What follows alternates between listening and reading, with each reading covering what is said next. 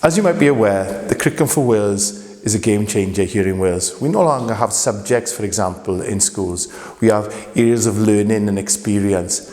And I think as museum curators and archivists, I think it's vitally important that the final word, experience. We want our pupils here in Wales to experience history and to go out and really understand the world around them.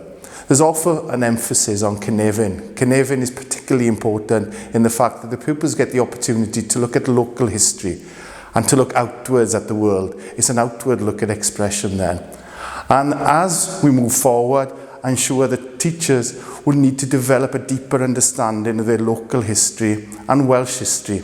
And this is, in my opinion, where you have the opportunity to step in and to encourage our schools to come out into amazing places such as this kitchen here then.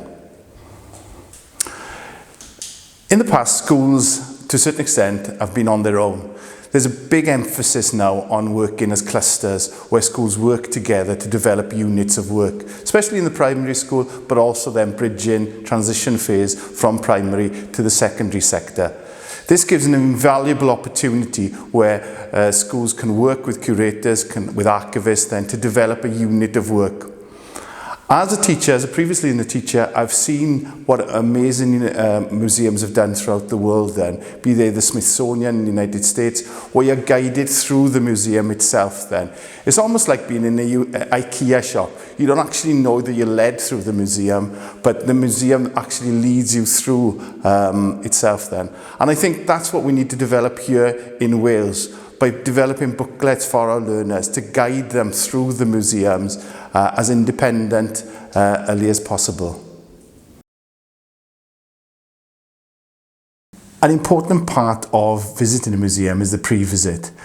In my opinion, is to gather the information so the pupils are aware of what they're going to actually see in the museum beforehand. What are the highlights of your museum?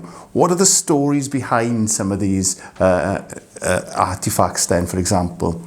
In my opinion, what has happened very often in schools then, that they go into in greater detail as we move on. For example, they can look at how to actually prepare a visit, and pupils are encouraged, for example, to look at buses, how to send letters home to parents, but actually come here with the information beforehand and the enthusiasm that some pupils can have. Are we going to see that? Yes, we're actually going to see pots that are almost 2,000 years old. This is what brings alive a museum visit, is the pre-visit, in my opinion. And to prepare activities for our learners in schools during that period of time is vitally important. So they've got the pre-ideas before the visit itself.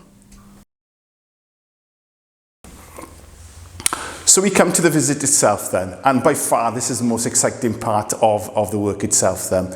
And coming to an amazing location such as Carmarthen Museum here, it gives an opportunity to bring the subjects alive to our learners. It also then, as an opportunity, can be lost. In the past, I've taken pupils to other museums where the curator or the archivist maybe speaks to the pupils for half an hour, and that loses the enthusiasm. Very often then, you come to a place maybe that hasn't organised the visit itself, and the pupils simply zip around the museum and they come back to you within 10 minutes and said, where is the cafe? And they've seen everything.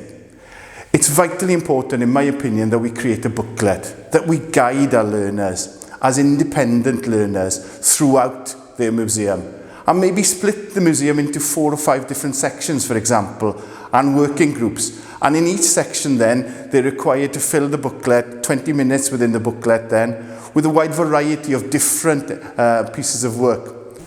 Reading, for example, direct questions, where we encourage them to read descriptions that are in the museum. Maybe even include QR codes. And within those QR codes then, they're sent off, if they have iPads, for example, where the curator does a 5-minute section to describe something, or maybe an actor to describe what life was like here in the kitchen, for example.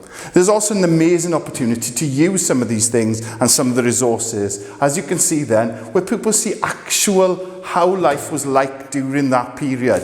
It brings the subject alive to our learners here. It also gives an opportunity for our learners to write extended pieces of writing in situ. It brings it alive far, far more than doing it back in the classroom. They can, for example, take photos, draw photos of this place itself. They might be even encouraged, for example, to look at to research what life was like during this period. What were the maids' uniforms? What were they wear? What did the cook do during this period of time? And to do it in situ for 20 minutes is an amazing opportunity for our learners.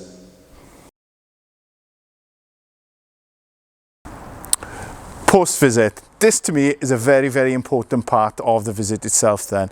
And with questionnaires, for example, I'd really encourage you to ask the pupils to complete the questionnaire, be they Microsoft Forms, for example, with QR codes, whilst they're at the museum itself. Once they go back to the classroom, a lot of the information will be forgotten by the pupils themselves then. Reflecting on their visit and reviewing their visit. This is an opportunity maybe for you to give them, encourage them to write a project on their visit, as maybe a competition. And they'd enter that competition and send that competition entry back then to the museum. You choose which are the best, and give them maybe a free visit to the museum where the pupils can come back with their parents then. Very often what I've seen in the past, those pupils then are the guides to the museum, and their enthusiasm, it reinforces the information that they gathered and brings people back to the museums themselves. This is a very, very important part of the whole visit.